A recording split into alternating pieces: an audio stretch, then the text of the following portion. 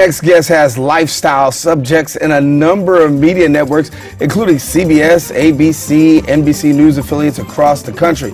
He's here today to discuss his I Can Youth Empowerment Tour.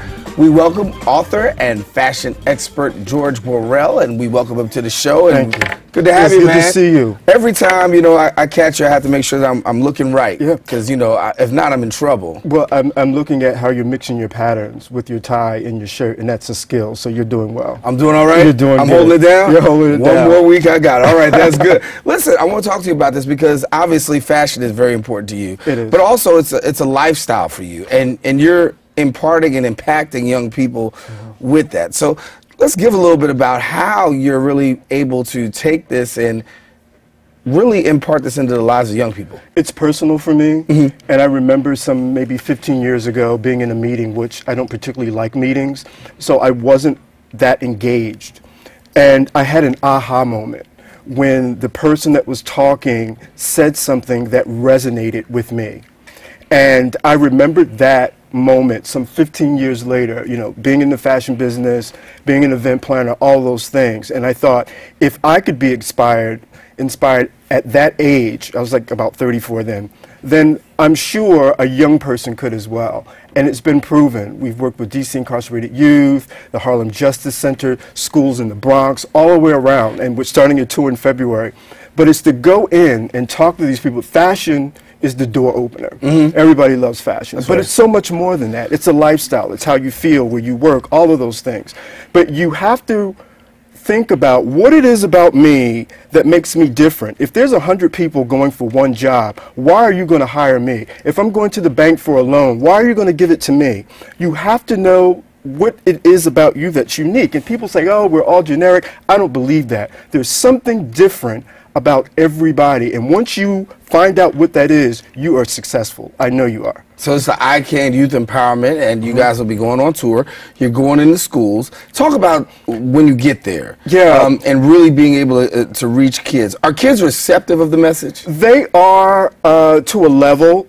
We open the door, like I said, with fashion. Everybody loves fashion. They love music and all of those things. But when I come in, I'm talking to them and letting them know from the bat, I care what happens. I believe that they're going to make it and they're going to succeed.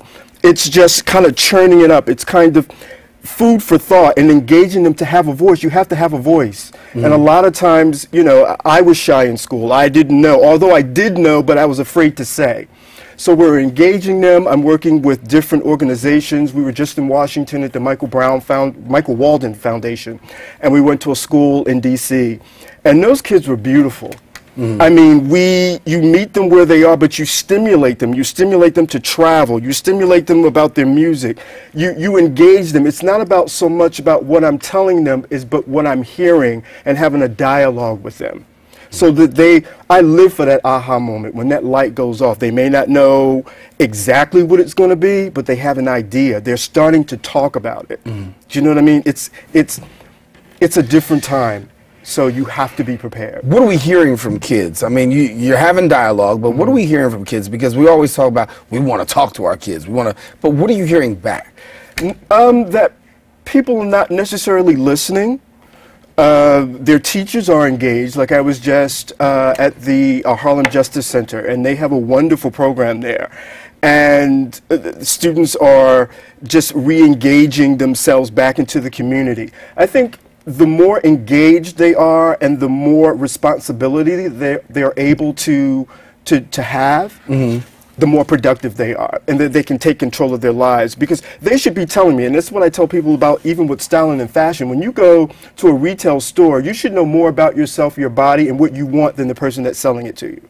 So if you're telling the students to be prepared about what it is that you want to do and have an idea and research, we are better able to help them to fulfill what they want to do. But we can't do it if they don't know and they can't tell us. So talk about where the tour is going to, because I know February is around middle of February. Middle February, we're starting in New York, we're going to New Jersey, we're going to Philadelphia, Washington, D.C., and Virginia. And I see it global, I see it national. I see that we are going to empower our kids. I see it as a movement. I remember Martin Luther King saying, we're on the move now. Yeah. Yeah. So I'm encouraged that we're going to take one student at a time and tell them that you can do whatever it is that you want to do, and we will help you. You talk about fashion, and you had the opportunity to, really comment, be involved in the fashion game at a high level.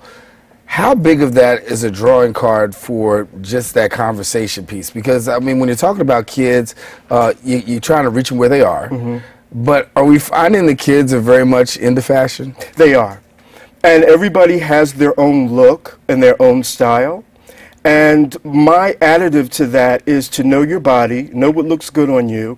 You don't always have to have that $400 belt, but you should be educated enough or educate yourself enough that you go in and be able to identify well-made clothes.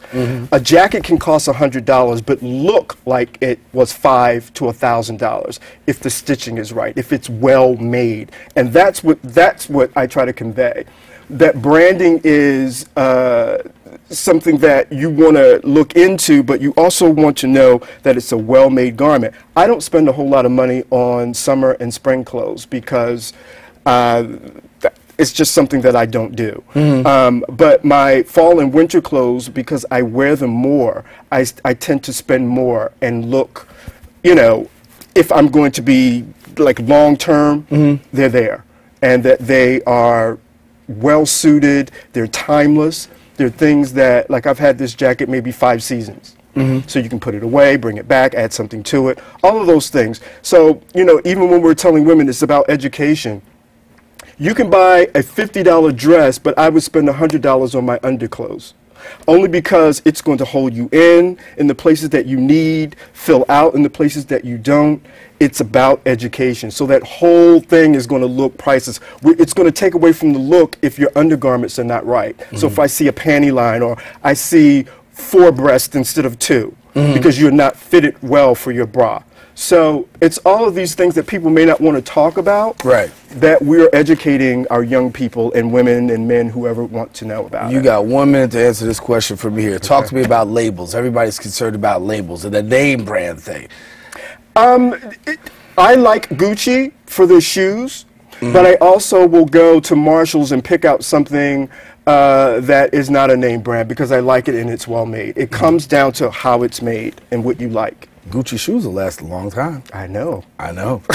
George Worrell, thank you so much. Thank you for having me. Hey, good to have you here. All right, gotta take a quick break, but when we return, we're gonna have more show for you. We're gonna tell you how people are gonna get helped, literally helped, by taking what's known as the polar bear plunge. It's gonna be a cold dip. It's gonna be worth it.